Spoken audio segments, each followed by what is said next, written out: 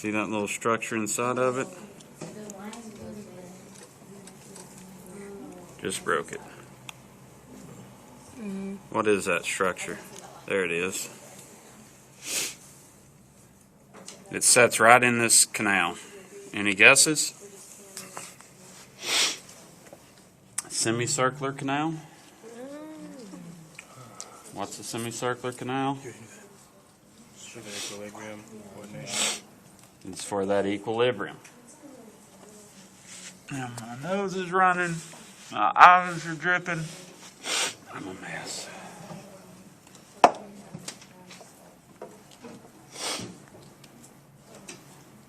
me get this. Yeah, cover your eyes.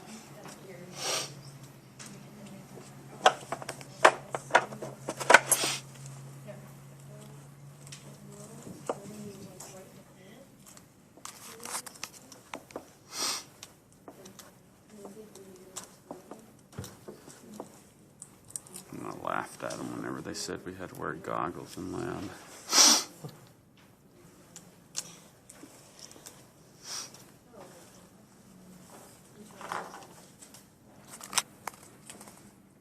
Why do your eyes tear up?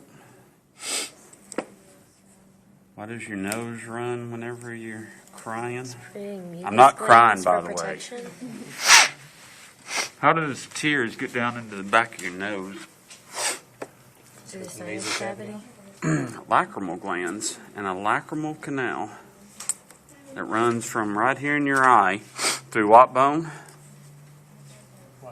Lacrimal bone.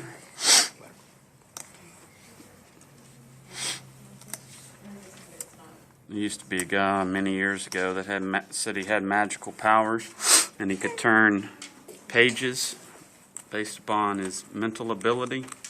And what he was doing was blowing air up through that lacrimal canal. So he could look at a piece of paper and he could bend his head down and blow air out and he would turn the page. The tear duct? Lacrimal canal. Oh yeah, I've seen that. People drink or like put milk in their nose And squirt it out, yeah.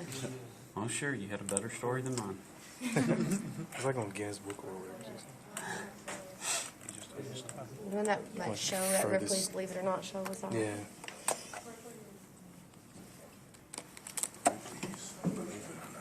Almost there.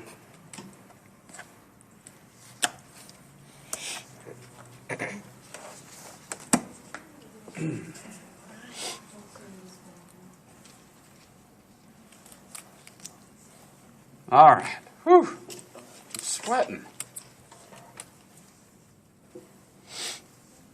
That's what you get for sitting on the front row.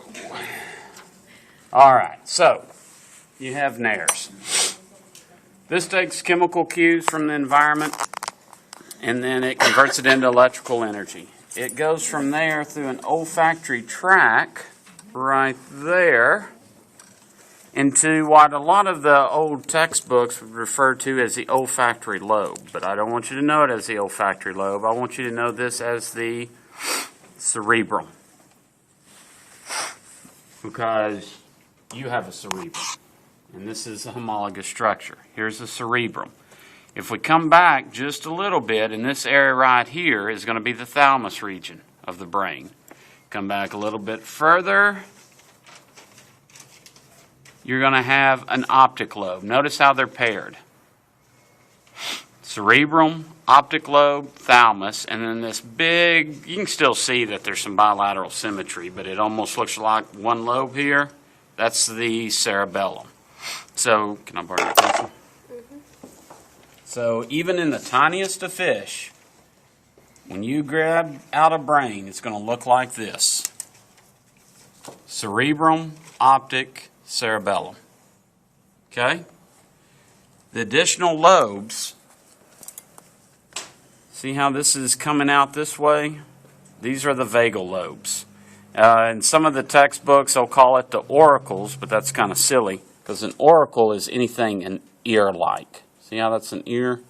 Some people also call that a dog leg. Maybe not the most politically correct, but a dog hiking his leg. It's given that same configuration. That is the vagal lobe. And in class, we'll talk about what are the functions of these.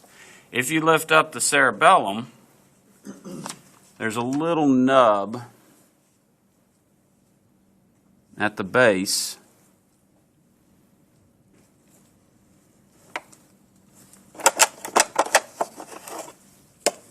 See this little nub right here? Somebody hold that back right there for me. There you go. See this little nub right here? Mm-hmm. That's the facial lobe. Controls a lot of the face muscles.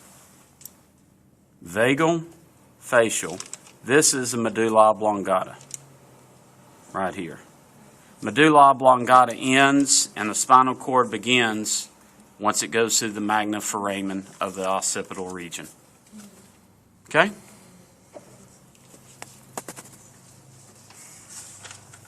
Any questions about the brain? And again, all of those, I could open up a menu, set it out. It'll be tiny. It'll look just like that.